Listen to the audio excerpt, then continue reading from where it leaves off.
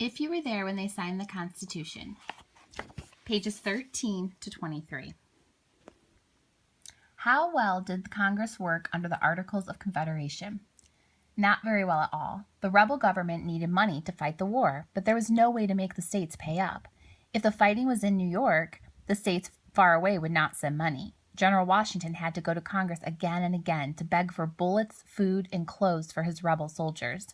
James Madison from Virginia was a young rebel congressman. He wanted to help Washington and his soldiers. He decided that the Articles of Confederation did not work because Congress could not make the states tax people to pay for the war.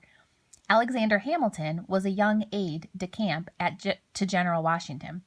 In 1780, while the Revolution was still going on, he wrote, "There is only one remedy, to call a convention of all the states, and the sooner the better." Alexander Hamilton and James Madison were two of the leaders of the fight to get a new constitution. Pirates at sea caught American citizens and put them into slavery.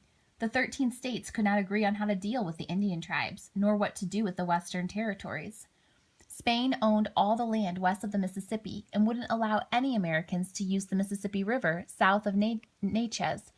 Until the 13 states could find a way to speak with one voice, no foreign country would have to listen, and that wasn't all.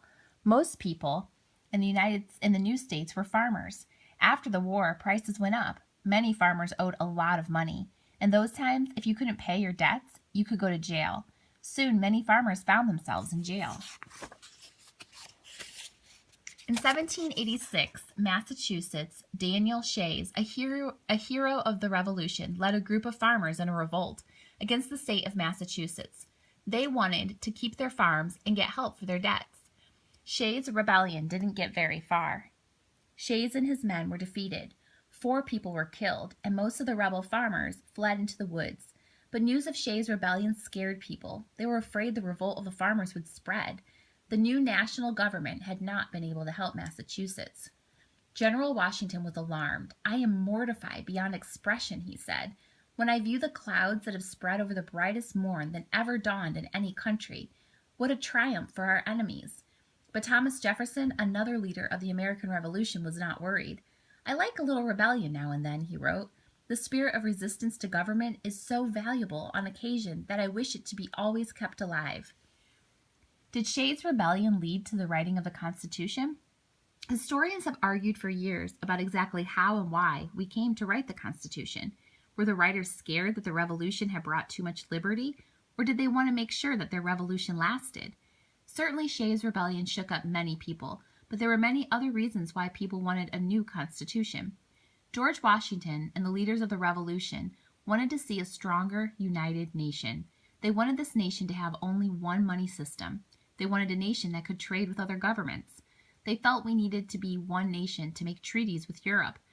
We needed an army and navy if we had to go to war again. They were looking for any excuse to try to bring the states together to write a new constitution. How did the 13 states finally agree in Philadelphia? James Madison had the bright idea to use a quarrel between 2 states as an excuse to bring all the states together. Virginia and Maryland started fighting over whose ships could go up and down the Potomac, the river that was the boundary of both states. Madison called for a convention of Annapolis, Maryland, in September of 1786 to discuss the problem of trade between all of the states. Only 5 of the 13 states sent delegates. A delegate is someone chosen to speak for a group. With so few delegates, very little could be done. But Alexander Hamilton came to Annapolis from New York. He and James Madison decided not to give up. They called for another conference to be held in Philadelphia on the second Monday of May, 1787. It was at this convention in Philadelphia that our Constitution was written. Of course, at that time, no one called it the Constitution Convention. They didn't know they were going to write a constitution. They called it the Grand Convention or the Federal Convention. What happened when the convention opened? Almost nothing. It had been the rainiest spring in history. All the roads were mud. Hardly anyone showed up on time. On opening day, only a few Virginians and the men who lived in Philadelphia were there. Poor James Madison, who had come 11 days early, was practically alone. For a while, it looked as though there would never be a convention.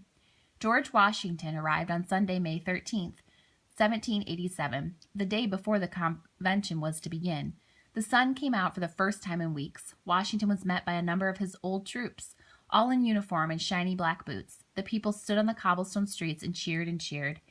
As soon as Washington arrived, he called on the other man in America as famous as he, Dr. Benjamin Franklin. We do not know what Washington and Franklin talked about. They might have met under the mulberry tree in Franklin's garden, a favorite place for him to sit. We do know that Franklin laid in a good bottle of port for them to drink in. This is the end of today's lesson.